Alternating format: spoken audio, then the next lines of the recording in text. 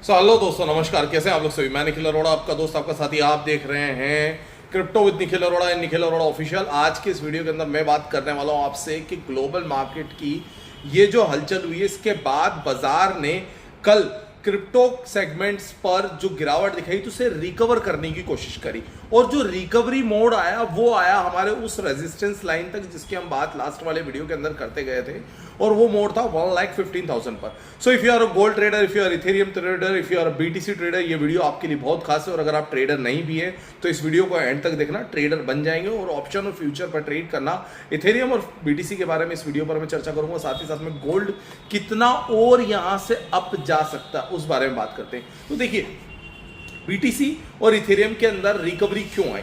सबसे बड़ा रीजन था कि हुआ क्या था। हुआ ये था कि जब अमेरिका ने चाइना के ऊपर टैक्स लगाया, उस टैक्स की वजह से कहीं ना कहीं एक डर का माहौल क्रिएट हुआ, और उस डर के माहौल की वजह से सबसे बड़ी बात निकल के आती है कि बाजार में बीटीसी का पोजीशन लिक्विडेशन हुआ।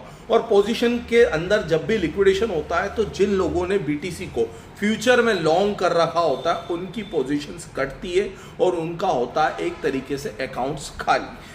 ये लिक्विडेशन जब भी बाजार के अंदर एक बहुत बड़ी रेयर गिरावट होती है उस कंडीशन में होता है। अब ग्लोबली मार्केट के अंदर वर्ल्ड वाइड अगर मान लो, सोचो बीटीसी के अंदर इतनी बड़ी गिरावट हो रही है और लोगों का पोजीशन लिक्विडेशन हो रहा है, उस लिक्विडेशन के बाद में नेक्स्ट स्टेप क्या बनेगी? नेक्स्ट स्टेप बनेगी रिकवरी मोड की।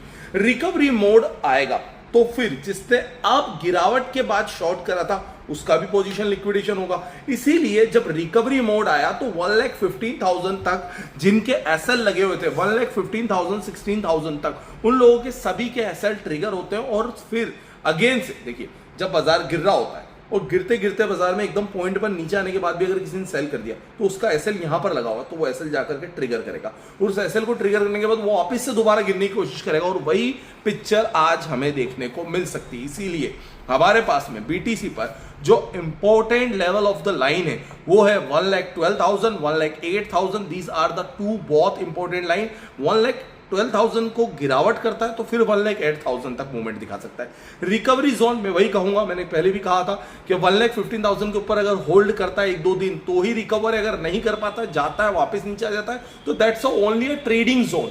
ये बात रही बीटीसी के साथ में। सेम इथेरियम के साथ में भी ये हो रहा है, 4,100 के आसपास में आता है, 4,150, 4,170, फिर वहां से स्विंग खा के नीचे की तरफ चला जाता है और फिर वही पोजीशन लिक्विडेशन करता है। तो अगर आपको इथेरियम या बीटीसी के अंदर इस लिक्विडेशन की रूल से बचना है और आपको सेफली ट्रेड करना है तो आप इंडिया में FIU रजिस्टर्ड एक्सचेंज का इस्तेमाल करें, जिसकी लिंक मैंने आपको डिस्क्रिप्शन में दे रखी है, और अपर जो नंबर मेरा आ रहा है 9301723368, आप इस पर मैसेज करके भी मुझसे पूछ सकते हैं। ओके, तो यहाँ पर आपको क्या मिलेगा?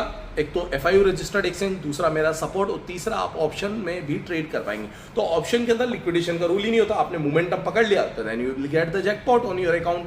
थर्ड बात आती है इथेरियम गोल्ड को लेकर के। अब क्या, मैंने इथेरियम बहुत छोटा निपटा दिया तो इथेरियम में बात कर लेता हूँ। इथेरियम के अंदर जब तक वो 4,200 के ऊपर नहीं टिक पाता, स्टेबल नहीं कर पाता, वो स्टेबिलिटी में नहीं आएगा, वो फिलहाल की कंडीशन में वोलेटाइल जोन में रहेगा। 4,200 से लेकर के 3,800 के जोन के अंदर इसकी वोलेटिलिटी बनी हुई है। लेकिन गोल्ड पर सबसे बड़ी बात ये निकल के आ रही है कि गोल्ड को लेकर के मार्केट में चर्चाएं चल रही हैं कि 5,000 तक चला जाएगा क्या। देखिए, आज भी मैं एक बात कह दूं, इंडिया इज द गोल्ड का सबसे बड़ा कंज्यूमर मार्केट है, लेकिन इस दिवाली को, एक तो ये दिवाली जिस साल अक्टूबर में आती है ना, उस साल इंडिया मार्केट के अंदर वैसे भी किसानों के पास पैसा नहीं हो पाता है, तो रूरल मार्केट, रूरल इकोनॉमी पर India fully loaded and fully based होता है। अब यहाँ पर जब इनके पास पैसा नहीं आ पाता है, दूसरी कंडीशन ये है कि गोल्ड इतना हाइप्स हो गया तो मार्केट की स्थिति बिगड़ सकती है अंदरूनी रूप से।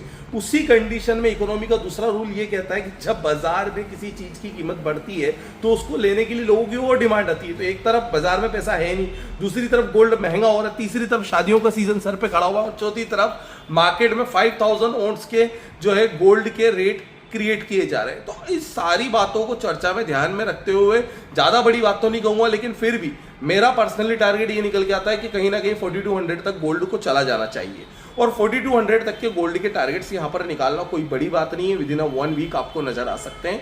और इसीलिए अगर आप गोल्ड पर बुलिश है तो अपनी पोजीशन को जो है अगर आप एसएल के साथ में ट्रेल करेंगे तो बहुत अच्छी बात है। अगर आपने किसी भी प्रकार से गोल्ड पर ये समझ रखा है कि हमने बेच दिया है गोल्ड को और हम नीचे आएगा तो हम परचेस करेंगे, तो वो भूल जाओ, वो दिन अभी तो फिलहाल नहीं आने वाला। लौट करके हाँ 1-2 साल बाद अगर कोई बड़ा डिसीजन होगा तो फिर बड़ी हो सकता है, बट अभी फिलहाल की कंडीशन में जिसने 3400 3300 पर बेचा उसका नहीं हो पाएगा। हाँ गोल्ड पर डेली कंडीशन के अंदर 50 से 20 पॉइंट 20 से 50 यूएसडीटी तक इंट्राडे के अंदर बेनिफिट इजीली निकल जाता है। तो अगर आपको गोल्ड पे ट्रेड करना है तो don't worry, you can WhatsApp me on this number 9301723368। If you are not from India +91 लगाना, और if you are from India directly WhatsApp करना।